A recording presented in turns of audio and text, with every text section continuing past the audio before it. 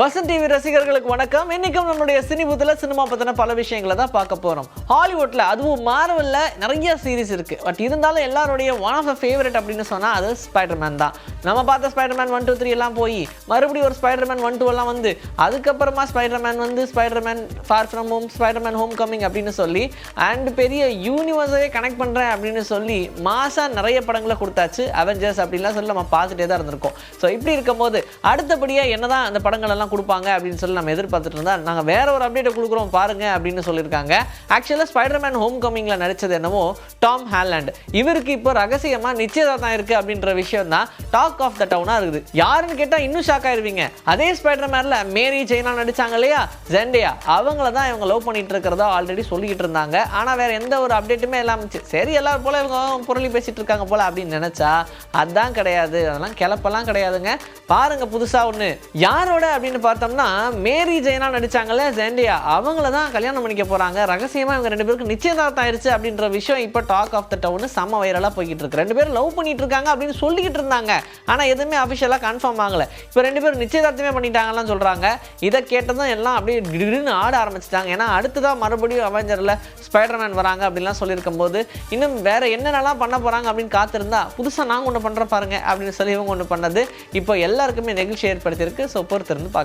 சுகுமாரோடைய இயக்கத்துல புஷ்பா 2 படம் ரிலீஸ் ஆகி விடவே மாட்டேன் அப்படின்னு சொல்லி இப்பவும் தியேட்டரை பிடிச்சிக்கிட்டு உட்கார்ந்துகிட்டே இருக்கு அப்படின்னு சொல்லலாம். சரி, இப்படி இருக்கும்போது நிறைய ரசிகர்கள் இந்த படத்தை திரும்ப திரும்ப பார்க்குறாங்களே, அவங்களுக்கு ஏதோ ஒன்று பண்ணுமே அப்படின்னு யோசிச்சுட்டே இருந்திருப்பாங்க போல. ஆல்ரெடி அந்த டியூரேஷன் அதிகமாக இருக்கு அப்படின்றதுக்காக தூக்குனாங்களே ஒரு 20 நிமிஷம், அதை திரும்ப போட்டு மறுபடியும் எக்ஸ்டெண்டட் வெர்ஷனா இந்த புஷ்பா 2 இப்போ வரைக்கும் ஸ்கிரீனிங் ஆயிட்டு இருக்கு. இதை பார்த்து ரசிகர்கள் கொண்டாடிக்கிட்டு இருக்காங்க.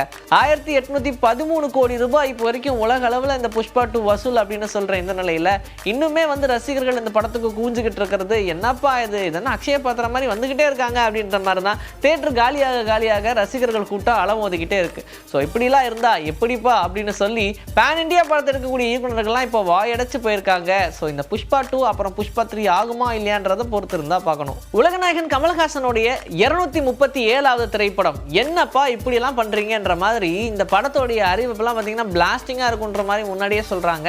கிரியேட்டர்ஸ்க்கு நிறைய இடம் கொடுக்குறாருன்னு நினைக்கிறேன். ஏன்னா இப்போ அவரே ஒரு கிரியேட்டரா இருக்கணும் அப்படின்றதுக்காக மறுபடியும் ஏஐ தொழில்நுட்பத்தை பற்றி படிச்சுட்டு இருக்கக்கூடிய கமலஹாசன் அவர்கள் இப்போ மணிரத்னமுடைய இயக்கத்தில் தக் லைஃப் படத்தை முடிச்சிட்டாரு. ஸோ அடுத்த வேலையா என்ன பண்ணலாம் அப்படின்னு பார்த்தா அன்பறிவோட இணைஞ்சு ஒரு படம் பண்றாரு அப்படின்ற மாதிரி சொன்னாங்க. அதான் 237வது திரைப்படம். ஸோ இந்த படத்துடைய வேலைகள்லாம் இங்கே விறுவிறுப்பாக நடந்துகிட்டு இருக்கு. அவர் அங்கே படிச்சுக்கிட்டு இருக்காரு. பட் அவர் திரும்ப வந்த உடனே படத்தை வந்து எப்படியாவது தூக்கிடணும் அப்படின்றதுக்காக படத்துடைய வேலைகள் முன்னாடி இருக்கக்கூடிய ப்ரீ ப்ரொடக்ஷன் ஒர்க் எல்லாத்தையுமே பண்ணிக்கிட்டு இருக்காங்க. சரி, இது ஒரு பக்கம் வேகமாக நடந்தா இன்னொரு புறம் பார்த்தோம்னா இந்த படத்துக்கு யார் தான் மியூசிக் டைரக்டர்? ஏன்னா அமரன் படம் அது உலகநாயகன் கமலஹாசனுடைய ப்ரொடக்ஷனில் வந்த படம். அதில் ஜிவி பிரகாஷ் போட்ட எல்லா மெட்டுமே ஹிட்டு. அவரை வச்சுக்கலாமா, இல்லை இதுக்கு முன்னாடி விக்ரம் படத்துலலாம் சொல்ல வேணும் அப்படின்னு சொல்லி ஹிட்டு கொடுத்து அனிருத்தை வச்சுக்கலாமா? ஆல்ரெடி ஜிவி பிரகாஷ் தான் சொல்லிட்டு இருந்தாங்க. ஆனால் இப்போ அனிருத்தோட பேரும் அடிபடுது.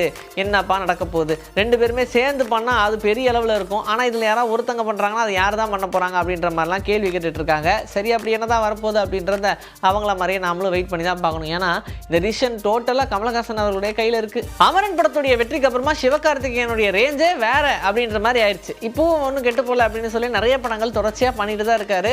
அதுவும் எப்படியாவது ஹிட் கொடுக்கணும் அப்படின்றதுக்காக. சரி, இதெல்லாம் ஒரு பக்கம் இருக்க, சிவகார்த்திகேயனே ஒரு மேடையில் பேசும்போது அமீர் கான் அவர்களுடைய ப்ரொடக்ஷனில் ஒரு படம் நடிக்கணுன்ற மாதிரி சொன்னார். ஆனால் அப்போ என்னால் பண்ண முடியல, ஏன்னா எனக்கு டைட் ஸ்கெடியூல் இருந்துச்சு அப்படின்னு சொல்லியிருந்தாரு. ஆனால் இப்போ என்னன்னா கண்டிப்பாக அந்த படத்தை பண்ண போகிறோம் அப்படின்ற மாதிரியான ஒரு உறுதிமொழியை அவங்களே கொடுக்கலனாலும் கிட்டத்தட்ட பேச்சில் பார்த்தோம்னா கொடுத்துருப்பாங்களோ அப்படின்னு நம்மளே நம்ப வைக்குது. அந்த மாதிரி பேசியிருக்காங்க. ஆல்ரெடி நம்ம எல்லாருக்கும் தெரிஞ்ச மாதிரி அமீர் கானுடைய ப்ரொடக்ஷனில் சாய் பல்லவி நடிக்க போகிறாங்க அப்படின்ற மாதிரி சொல்லியிருந்தாங்க. இப்போ மேபி இவங்க ரெண்டு பேருடைய காம்போவை திரும்ப ஒர்க் அவுட் பண்ணலான்னு இந்த வேலைகளை பார்க்குறாங்களா அப்படின்றது தெரியலையப்பா அப்படின்றதெல்லாம் ஷாக்காக இருந்தாலும் கண்டிப்பாக சிவகார்த்திகேயன் அந்த மாதிரி ஒரு படத்தில் நடித்தார் அப்படின்னா நம்ம எப்படி தனுஷ் அவர்கள் அடிக்கடி 1-2 படம் பாலிவுட்டில் போய் நடிச்சுட்டு வந்துடுறாரு, அந்த மாதிரி இவரும் நடிக்கிறதுக்கான சான்சஸ் உண்டு அப்படின்ற மாதிரி சொல்கிறாங்க. சரி, கேட்க நல்லா இருக்கு. இப்படி நடந்தால் சந்தோஷமாக தானே இருக்கும். நாமளும் எப்போ பாலிவுட்டுக்குள்ளே போகிறது அப்படின்ற மாதிரி அமைதியாக உட்காந்துருக்காரு சிவகார்த்திகேயன். இந்த படங்கள்லாம் முடிச்சதுக்கப்புறம் அடுத்த ஜம்ப்பு அங்கே தான். இன்னைக்கு நம்மளுடைய சினிபுத்தில் சினிமா பற்றின பல விஷயங்களை பார்த்தாச்சு. இதே மாதிரி அடுத்த எபிசோட் உங்களை நான் வந்து சந்திக்கிறேன். Until then, this is Bye from Vijay Sri. Take care.